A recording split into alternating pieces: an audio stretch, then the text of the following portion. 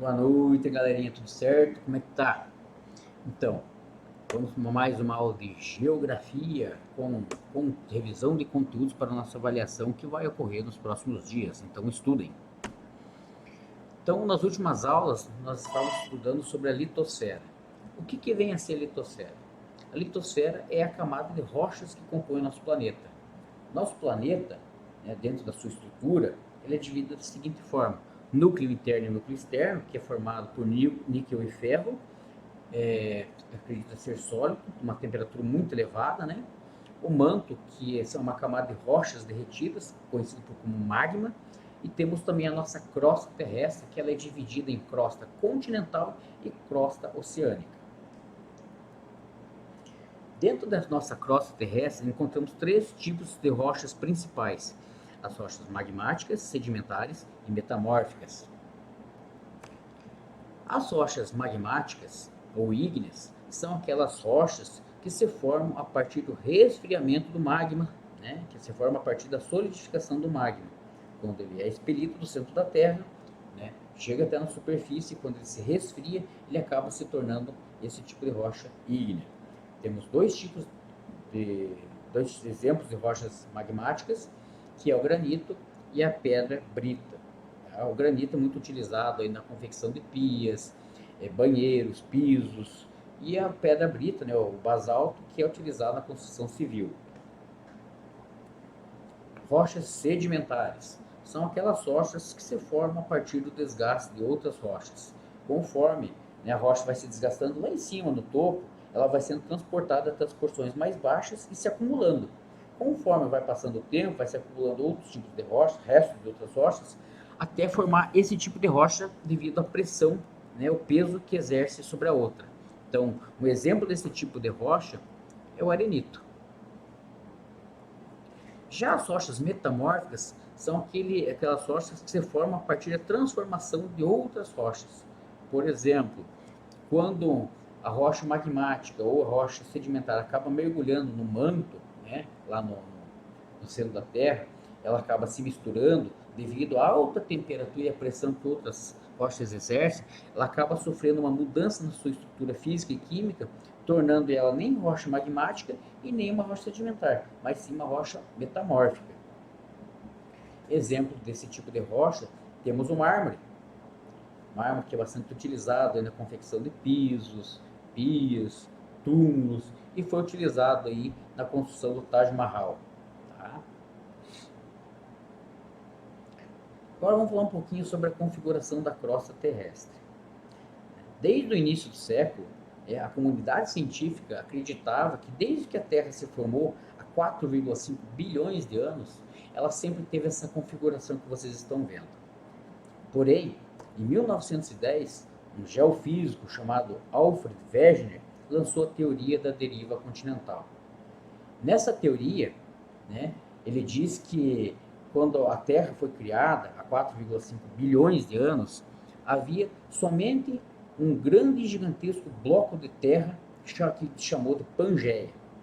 E que aos poucos, esse grande bloco de terra foi se separando até ficar na configuração que nós temos hoje, qual é conhecido por nós hoje. Tá? O Alfred, o Wegener, para fazer essa teoria, ele se baseou em alguns argumentos, tais como que o nosso planeta, nossos continentes, formam um grande e gigantesco bloco de terra, né, um quebra-cabeças, que acaba se encaixando, conforme vocês estão vendo na telinha aí. Né? A América do Sul acaba se encaixando no continente africano e tudo mais.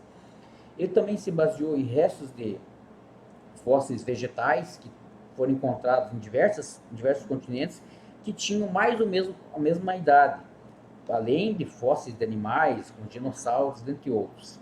Tá? Porém, a teoria do Wegener não foi aceita porque o Wegener não soube explicar como que os continentes se afastavam, né? Estavam se afastando um do outro. Então, a teoria dele ficou desacreditada e o Alfred acabou falecendo sem ver a teoria dele ser aceita. Então, aí uma representação de como seria, né, a teoria da deriva continental. Né? Percebam que a América do Sul e o continente africano se encaixam perfeitamente. Já por volta de 1960, Harold Raymond Hess lançou a teoria das placas tectônicas.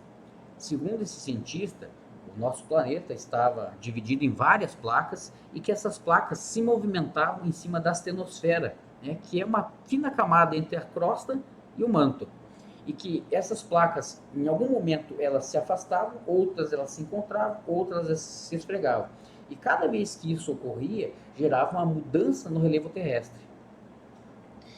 O Wegener, o Harold Hess se baseou, né, para explicar como que essas placas se movimentavam através do movimento de convecção, que ele até comparava, né, o interior do planeta Terra com uma panela de pressão, né, uma água borbulhando.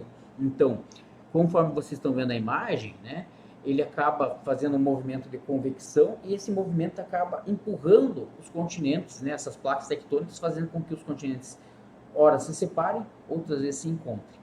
Tá? Vamos ver uma representação aqui de como seria, né, esse movimento de convecção e como que ele faz para movimentar essas placas tectônicas. Então, o núcleo, né, o manto. Percebam que conforme ele vai fazendo esse movimento de convecção, ele vai afastando parte das placas. Em outro ponto, ela vai entrando embaixo de uma outra. E novamente mergulha no manto, num ciclo sem fim. Também, segundo essa teoria, né, o encontro de placas tectônicas é chamado de limites. Nós temos 3 tipos de limites: o limite transformante, o divergente e o convergente. No limite transformante, uma placa tectônica vai para um lado e a outra vai para outro. Então elas acabam, por assim dizer, se esfregando uma na outra, acabando por gerar abalos sísmicos, terremotos e mudando a configuração do relevo. Tá? Já no tipo divergente, essas placas se afastam uma da outra. Então, quando ela se afasta, há um preenchimento, né, aquele pequeno espaço de magma, né, acaba se solidificando e assim vai se afastando. Acredita-se que, por exemplo, a placa sul-americana separa, se afasta da placa africana de 1 a 3 centímetros por ano.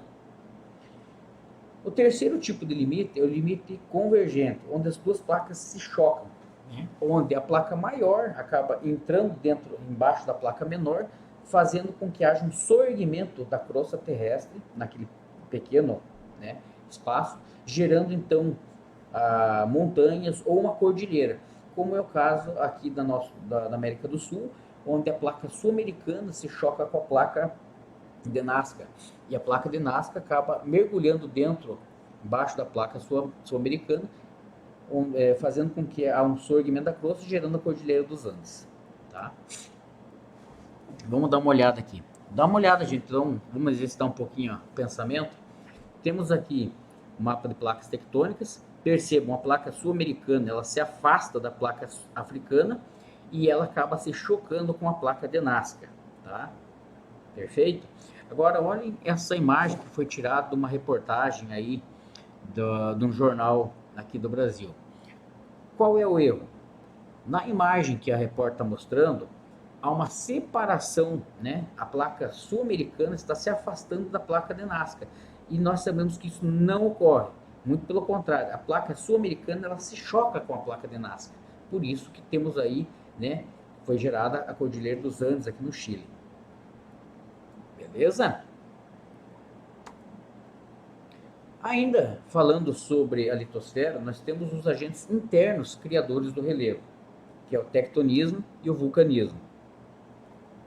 O tectonismo é, né, esse atrito, essa pressão que as rochas fazem uma na outra, elas acabam criando novas formas de relevo.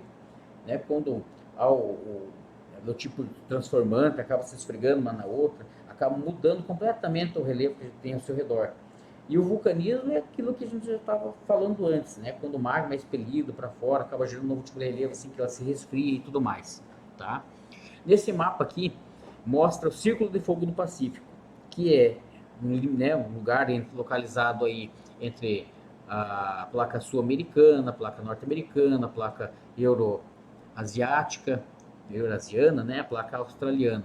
Então, nessa região aqui, onde vocês estão vendo, é onde há a maior concentração de abalo sísmico, terremotos e atividade vulcânica. Por isso que é chamado de Círculo de Fogo do Pacífico. Ó. Tá vendo? E justamente, né, por ter todos esses agentes, né, criadores do relevo, que nosso relevo terrestre é tão diferenciado. Então, as principais formas do nosso relevo são as montanhas, os planaltos, planícies e depressões. O que vem a ser, então, as montanhas? Né? As montanhas são a nossa parte do relevo mais alta. Então, geralmente são pontiagudas e se formam na região onde há o próximo, onde há o encontro de placas tectônicas, tá? A principal característica das montanhas é que ela é mais elevada do que o relevo ao seu redor, tá? Outra característica aí, que é algo bem curioso que a gente não pode confundir, é com relação à altura e altitude da montanha. Né? Altura nós medimos a partir da base da montanha até o seu topo. E já a altitude nós medimos do nível do mar até o seu topo. Tá? Então essa é a diferença. Os planaltos. O que vem a ser um planalto? Os planaltos nada mais são, né, do que superfícies mais ou menos planas e geralmente acidentadas ou irregulares. Geralmente nas suas bordas nós acabamos encontrando as escarpas, que são degraus, né, e geralmente os planaltos são caracterizados acima de 400 metros de altitude com relação ao nível do mar. Tá? Então, abaixo de 400 metros de altitude não é considerado um planalto, mas é considerado uma serra e ainda está entre planície e planalto.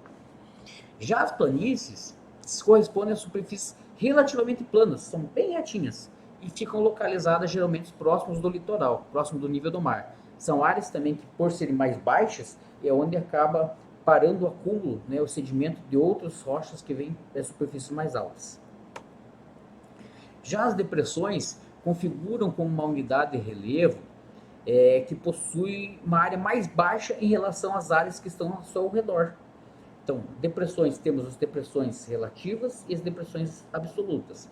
As depressões relativas, por exemplo, temos o Planalto, de repente há uma pequena fissura, uma pequena área mais baixa, ali considerada uma depressão relativa.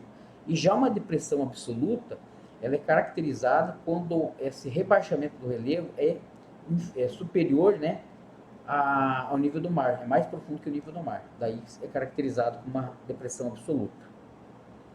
Então, por hoje é só isso. Qualquer coisa, estamos à disposição. Um forte abraço, fiquem com Deus.